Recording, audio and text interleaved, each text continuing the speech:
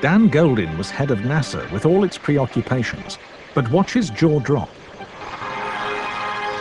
He'd just caught a total eclipse.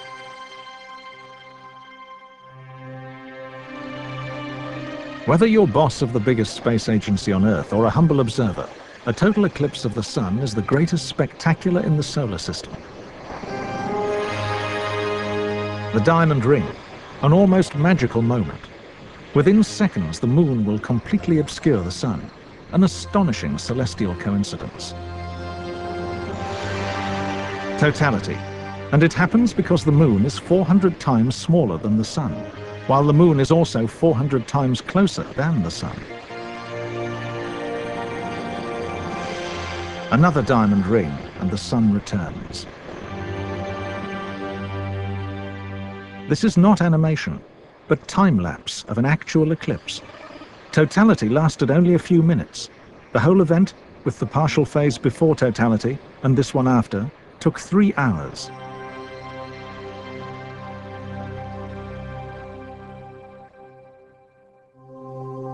Only when the moon aligns directly between us and the sun is there a total eclipse. We'd have more eclipses were it not for the moon's tilted orbit. It's angled by 5 degrees to the plane of both Earth and the sun, the so-called ecliptic, here in green. During each orbit of Earth, the moon twice intersects the ecliptic. Right here, and here.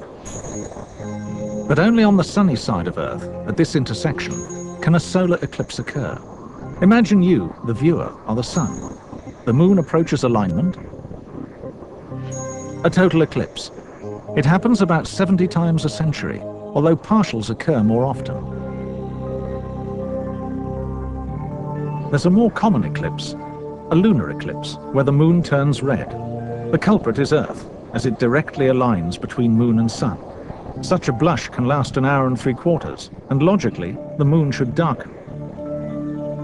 But as it moves into Earth's shadow, our atmosphere bends and filters sunlight to project a ruddy blush.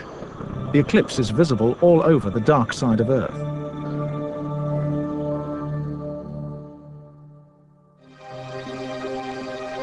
Back with solar eclipses, sometimes the moon doesn't quite cover the sun.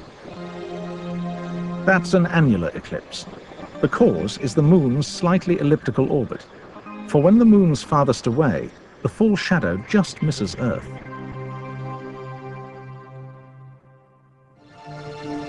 At a total eclipse, a narrow band of darkness sweeps across Earth at supersonic speed.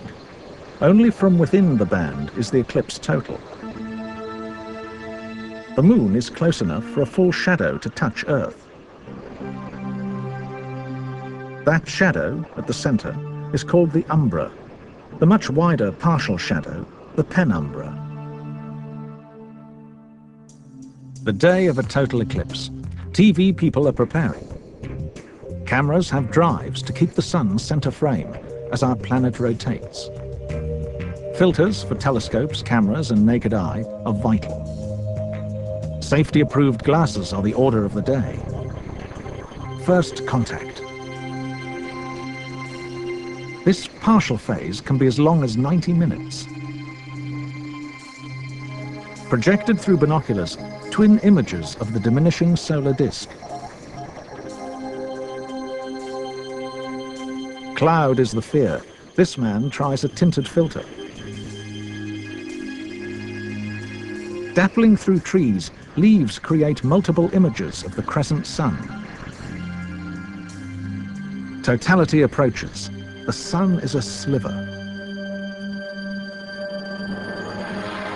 Then Bailey's beads, as the last sunlight shines through lunar valleys. Totality. And despite thin blowing cloud, breathtaking. The corona, the outer atmosphere of the sun, is normally invisible. Now it can be viewed by naked eye. All around, it's like twilight. At totality, light levels have dropped a millionfold.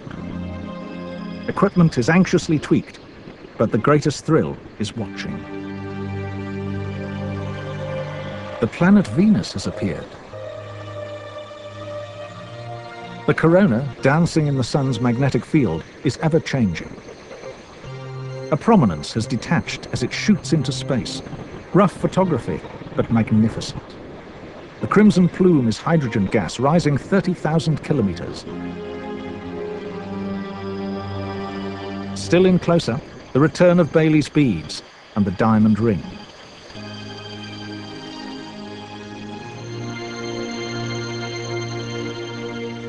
Nobody's much interested in post-totality, especially if it's cloudy.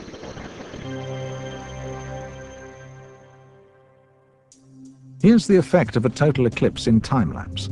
Light dips slowly at first, but as the full shadow approaches, darkness rapidly descends.